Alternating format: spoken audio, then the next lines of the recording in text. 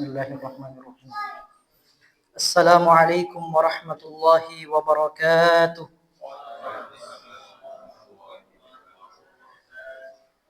Innal hamdalillah nahmaduhu wa nasta'inuhu wa nastaghfiruh wa na'udzu billahi min shururi anfusina wa min sayyiati a'malina.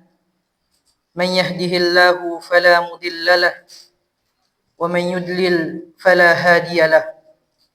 أشهد أن لا إله إلا الله وحده لا شريك له وأشهد أن محمدا عبده ورسوله اللهم صل وسلم وبارك عليه وعلى آله وأصحابه ومن سار على نهجه واتبع على شريعته ودعا إلى ملته إلى يوم القيامة أما بعد.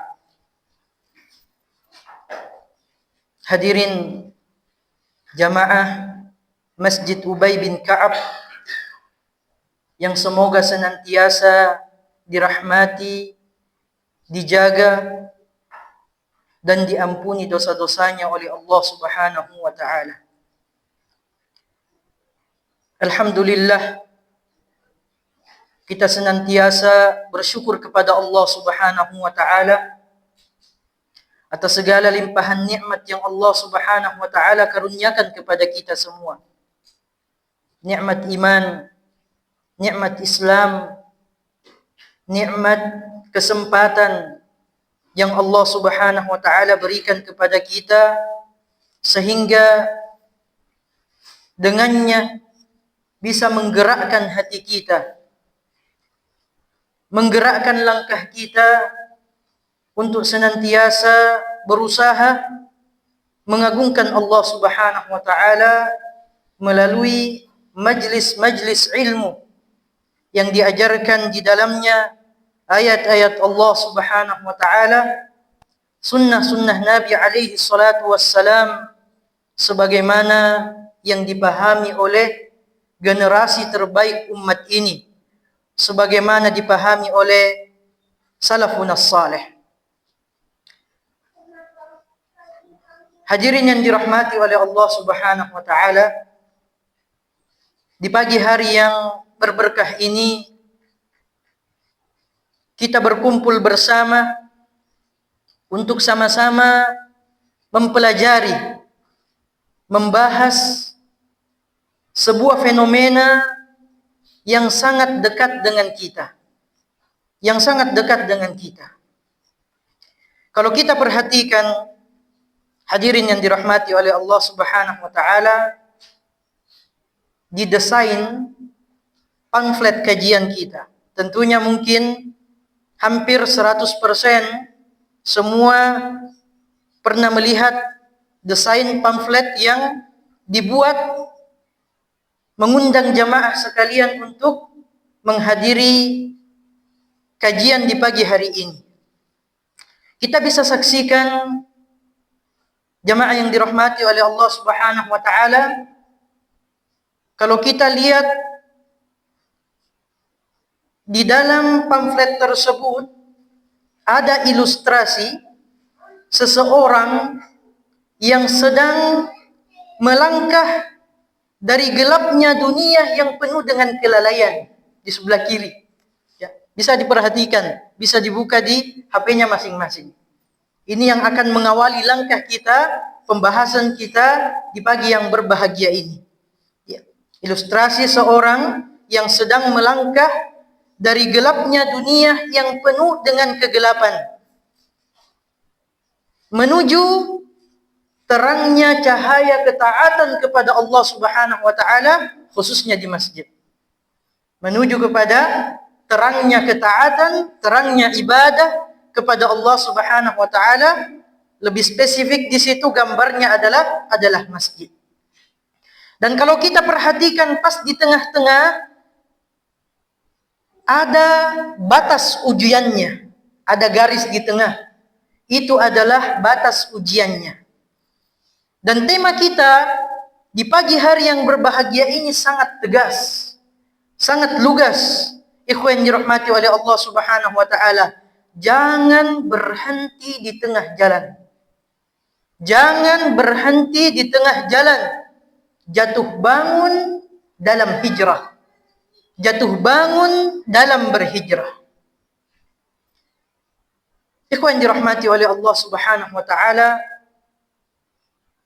betapa banyak dari sahabat kita, dari orang-orang yang kita kenal, dari keluarga kita, bahkan dari orang-orang terdekat kita, atau bahkan mungkin diri kita sendiri, sangat bersemangat di awal hijrah. Sangat bersemangat di awal hijrah.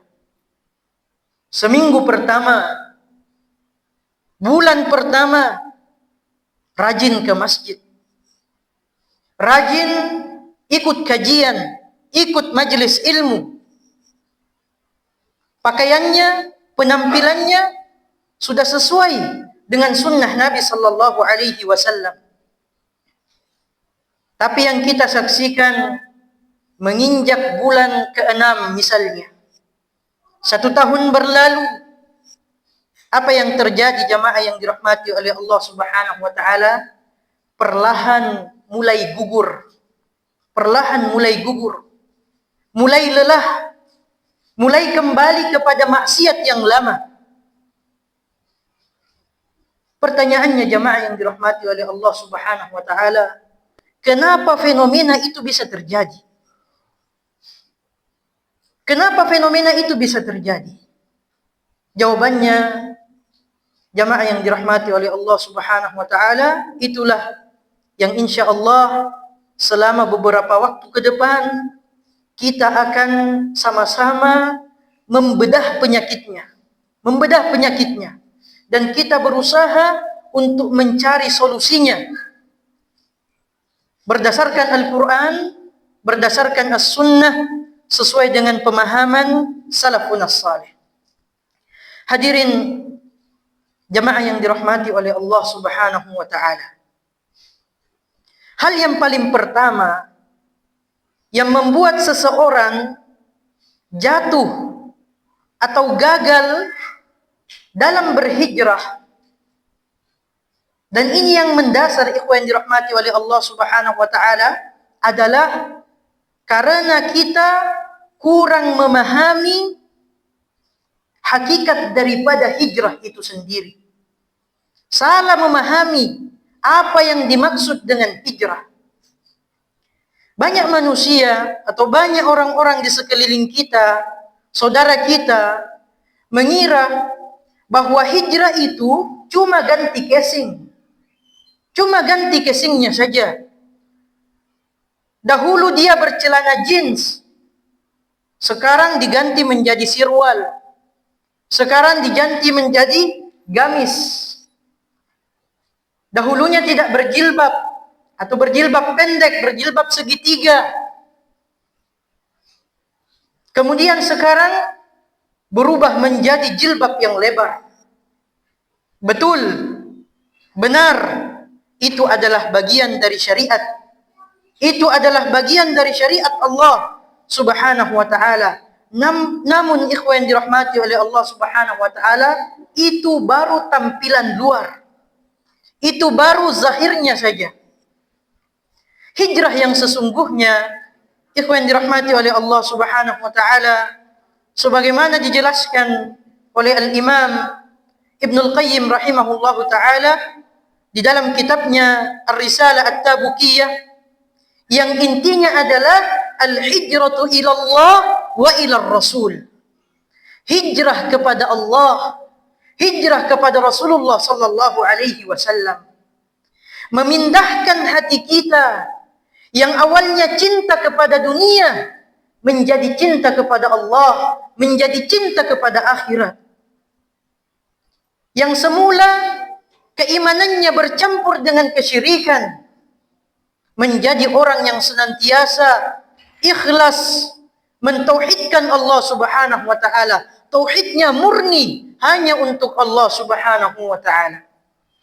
Nabi sallallahu alaihi wasallam, jamaah yang dirahmati oleh Allah Subhanahu wa taala, memberikan definisi yang sangat indah terkait dengan hijrah. Beliau bersabda dalam hadis yang diriwayatkan oleh Al-Imam Al-Bukhari dan Imam Muslim, "Al-muslimu man salima al-muslimuna min lisanihi wa yadihi, wal muhajiru man hajara ma nahallahu an." Seorang muslim sejati, kata Nabi sallallahu alaihi wasallam, adalah yang muslim lainnya selamat dari keburukan lisan dan tangannya. Wal muhajiru, dan seorang muhajir, seorang yang berhijrah, adalah orang yang meninggalkan apa yang dilarang oleh Allah Subhanahu wa taala. Jadi, ikhwan yang dirahmati oleh Allah Subhanahu wa taala, hijrah itu meninggalkan maksiat, meninggalkan kedurhakaan kepada Allah Subhanahu wa taala. Titik. Itulah hijrah yang disebutkan oleh Nabi sallallahu alaihi wasallam. Kalaulah kita baru mulai ngaji, misalnya ikhwan yang dirahmati oleh Allah Subhanahu wa taala, kita sudah mulai ngaji tapi masih menggibahi orang lain, masih suka menipu orang lain, menipu dalam perdagangan misalnya, masih durhaka kepada kedua orang tua, hakikatnya kita belum berhijrah secara sempurna. Hakikatnya kita masih belum berhijrah secara sempurna. Karena hijrah, kata Nabi sallallahu alaihi wasallam, man hajara ma nahallahu an, meninggalkan apa yang Allah Subhanahu wa taala larang. Itulah hijrah yang sesungguhnya. Kemudian ikhwan yang dirahmati oleh Allah Subhanahu wa taala, apa pondasinya agar kita tidak goyah, agar kita tidak lemah dalam berusaha kembali kepada jalan yang diridhoi oleh Allah Subhanahu wa taala? Pondasi utamanya, ikhwan yang dirahmati oleh Allah Subhanahu wa taala, adalah niat. Niat jamaah yang dirahmati oleh Allah Subhanahu wa taala. Kenapa kita berhijrah? Tanyakan kepada diri kita masing-masing. Kenapa kita berhijrah? Apakah karena teman-teman kita? Apakah karena kita berada satu circle dengan orang-orang yang lagi berhijrah? Atau mungkin bagi laki-laki ingin dipandang saleh agar mendapatkan jodoh yang salihah? Atau sebaliknya bagi perempuan ingin dipandang salihah agar mendapatkan jodoh yang saleh? Kalau niatnya karena dunia, ikhwan yang dirahmati oleh Allah Subhanahu wa taala, pasti kita akan cepat lelah. Pasti kita akan cepat lelah. Rasulullah sallallahu alaihi wasallam jauh-jauh hari sudah mengingatkan kepada kita semua dalam hadis yang mungkin kita sudah hafalkan semua. Hadis yang pertama di dalam Al-Arba'in An-Nawawiyah, di mana Nabi sallallahu alaihi wasallam mengingatkan kepada kita, innamal a'malu binniyat wa innama likulli imri'in ma nawa. Sesungguhnya setiap amalan itu, semua amalan itu berdasarkan dengan niat-niatnya. Dan bagi seseorang apa yang dia niatkan. Apa yang dia niatkan. Kemudian kata Nabi sallallahu alaihi wasallam, "Faman kanat hijratuhu ila Allah wa rasulih, fa hijratuhu ila Allah wa rasulih." Barang siapa yang hijrahnya kepada Allah dan kepada Rasulnya, maka hijrahnya kepada Allah dan kepada Rasulnya.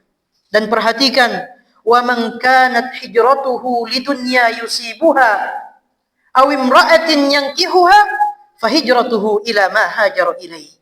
Dan barang siapa yang hijrahnya karena dunia yang ingin dia raih, dan karena seorang wanita yang ingin dinikahinya, maka hijrahnya kepada apa yang dia niatkan tersebut.